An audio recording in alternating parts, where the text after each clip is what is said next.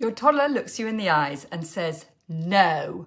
You ask again, no. You try a different approach, no. You negotiate, and then you feel your blood pressure rise. No. Here's what nobody tells you. The no is actually one of the healthiest things that your child can do. And the way that we respond to it is one of the most important parenting moves that we make in these early years. Now, this doesn't mean that we let a 2-year-old run the house. It means that we learn to work with what's happening instead of fighting it. And there's a way to do that without threats, without losing your temper, and without giving in. So if you're a parent trying to raise kid with real warmth and real boundaries, not punishments, not permissiveness, just something that actually works in real life, then you're exactly who this channel is for. I'm Camilla McGill, parenting coach with over 20 years experience, and I'm a mum of 4. I help parents of toddlers and young children find calmer, more effective ways to handle the moments that feel the most exhausting. And no is right at the top of that list. So here's what the no is actually about. Before you can respond to your toddler's no, you need to understand what it's really saying. So between roughly 18 months and 4 years, children are going through one of the most significant developmental shifts of their lives, and they are discovering that they're a separate person with preferences, with opinions, and a will entirely of their own. The word no is the most powerful tool that they have to practice that. What they're actually doing is practicing autonomy, the deeply human, completely healthy need to feel like their voice matters and needs to be heard. This isn't defiance for the sake of it. This is a child doing exactly what they're supposed to do at this age. The problem is that we live in the real world, where shoes have to go on. Dinner genuinely needs to be eaten. And we can't let a little person decide that now is the time to put their foot down. So believe me, you haven't caused this. It's normal for toddlers developmentally. And that shift in how you see it makes all the difference in how you respond. So first up, shift 1, transition warnings. Most toddler refusals don't start when the no actually happens. They start 5 minutes earlier, when the toddler has no idea that anything's about to change.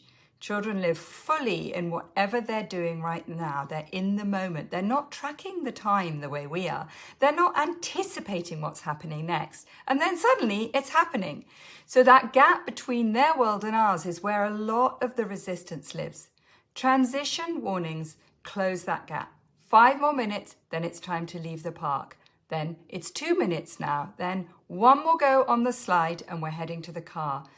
It sounds small, and I know it isn't always easy, but what it does is really helpful. It gives them that time to mentally prepare, which is the same thing we'd want if someone just walked into our day and told us to drop everything right now. Consistency is so important here. It isn't about perfection, but if we use warnings sometimes and not others, they stop taking us seriously. Shift 2, certainty plus agency.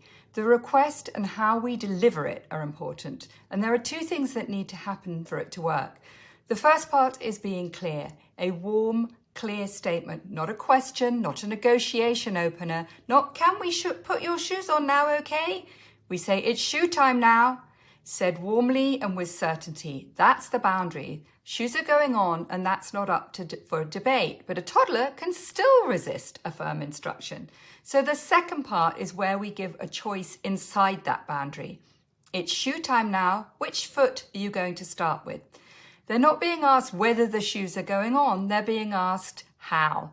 That combination, certainty plus agency, is what makes the difference between a standoff and a yes. A client of mine's 3-year-old turned every morning into a battle, and by the time she got out the door, she was exhausted. But what she changed was getting down to his level, connecting with him, sometimes with humor, sometimes just with eye contact, and then offering a real choice inside a real boundary. The standoffs didn't disappear overnight, but the dynamic between them changed. She stopped feeling ruled by him, and he stopped feeling backed into a corner by her. So this is what the approach is, a way to stay connected even when you're holding the line. One last thing, the hardest part of parenting a toddler who says no to everything is staying regulated ourselves. Staying calm when we're tired, when we're late, when you've already said it 4 times, because your toddler is still learning how to stay calm, and they learn by borrowing it from us. That's not pressure. That's actually the most hopeful thing in this video, because it means that our calm is one of the most powerful tools that we have. We don't have to be perfect. We just have to keep coming back to it. But if you'd like a simple step-by-step framework for helping your toddler in the moments that they resist, get my free guide, How to Get Your Kids to Listen Without Nagging or Shouting Using the GREAT method. It's exactly what you need. The link is in the description below. And if you'd like to talk through what's happening in your specific family and get some personal support, the link to book a free discovery call with me is there too. Now that you understand what's behind the no and how to respond, you're going to want to know how to get out of the house in the morning without a battle. So click the on screen and I'm going to show you how to do that.